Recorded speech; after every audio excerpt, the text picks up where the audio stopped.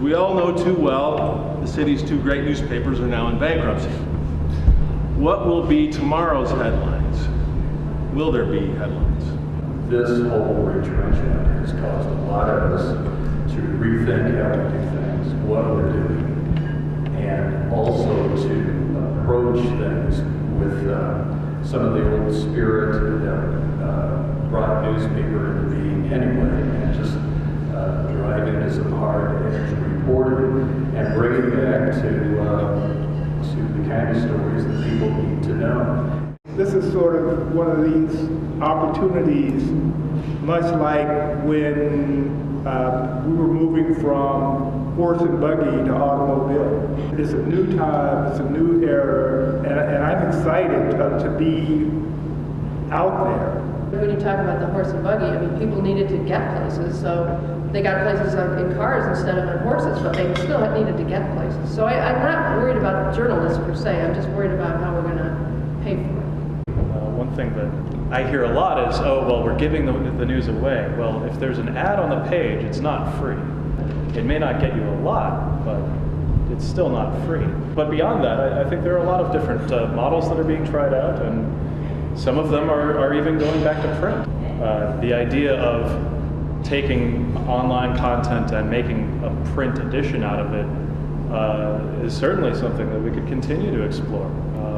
Perhaps more in a magazine format rather than a daily news format. There is such a thing as a brand that has a certain value to the city, Chicago Sun-Times, Chicago Tribune.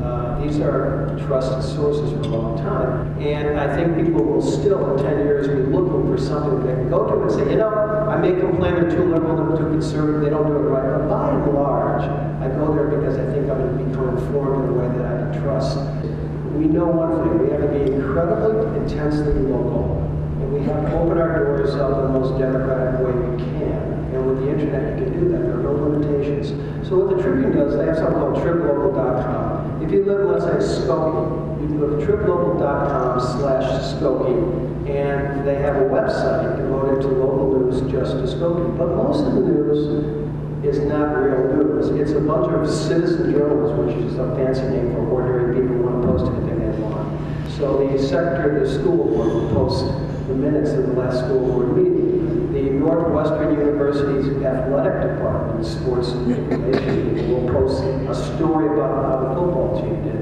These are not objective stories, they're not even stories. It's more like a bulletin. But what the triplocal.com is finding out very quickly is that's not enough to have these citizen journalists.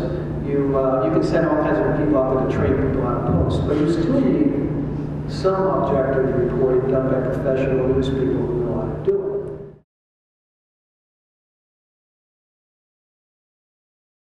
I thought Twitter was the dumbest thing I ever heard of, and then this thing in Iran is going on, and I'm just amazed by the power of the ability of ordinary people to communicate in this quick, immediate fashion.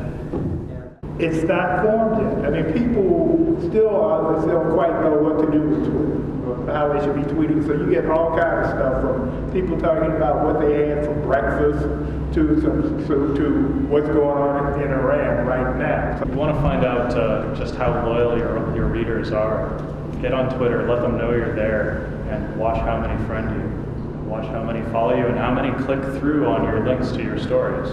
It's not just a tool for getting tips or getting friends or whatever. It's also, it's marketing that you can do yourself without having to wait for somebody down the hall to take care of it. And when you're worried about your job, when you can point to how many people read your story because you mentioned it, that's power. That might go a little bit towards keeping your job. But it's not about writing for print, it's not about television, it's not about broadcast, it's not about radio, it's not about cable, it's not about Twitter, it's not about blogging, it's about everything, It's about everything. It's about conveying information. And just when you think some new technology is just beyond the pale of reasonable, like Twitter, something comes along to tell you, no, you're wrong about that one. So keep your mind open to all of these different ways.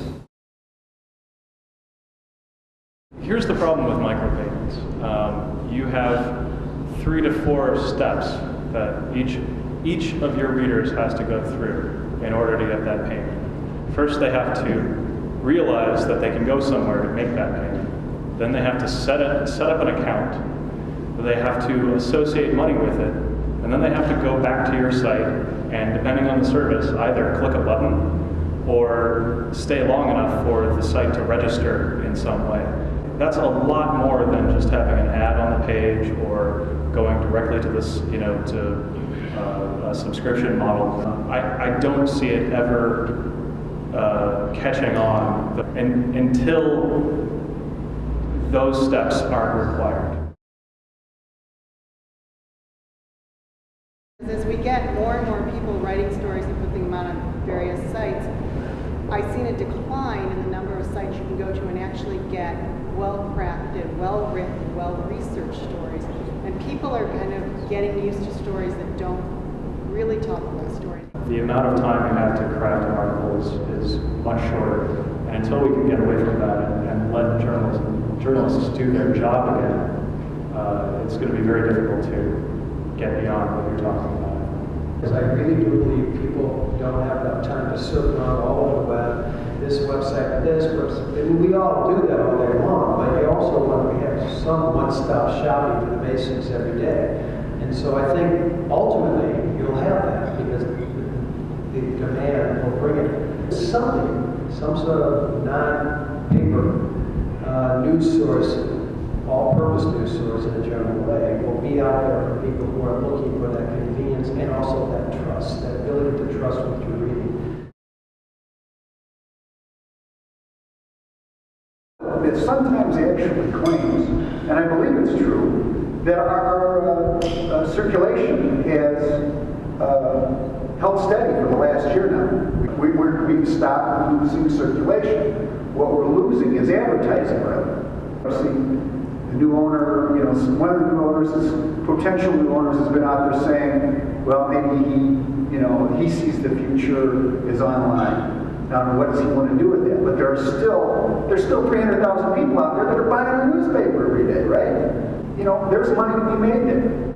I'm not worried about the caliber of the young people who get into the business. I'm more worried about the depth of the quality of journalism, just because the resources aren't there. I mean, all of these various websites can do a good job in some ways, a better job. In some ways, it's more democratic, more sources of news than ever, but it's there and not as deep. If you got this particular publication, whether it be in print or online, and you develop the trust, and part of the trust is following stories that you want, that you see that perspective. If those stories keep coming out of this one source, this trustworthy source, then they're going to gravitate toward that. What you're doing is just developing a community. Just as up until now, the Sun-Times and the Tribune had their community, which was Chicagoland. But now, you don't have those physical boundaries, so you have to develop some other sort of community, something that draws people to you, whether you're like-minded or you have like interests or for whatever reason, but it's something that's new, that's developing, and you really do have to think of it as your community. We need to remember, as we talk about the future of journalism, that it's not about the medium, it's about the news. And whether it's online or it's in print or it's on the radio or TV, it's still news. And it can be of high quality or low quality.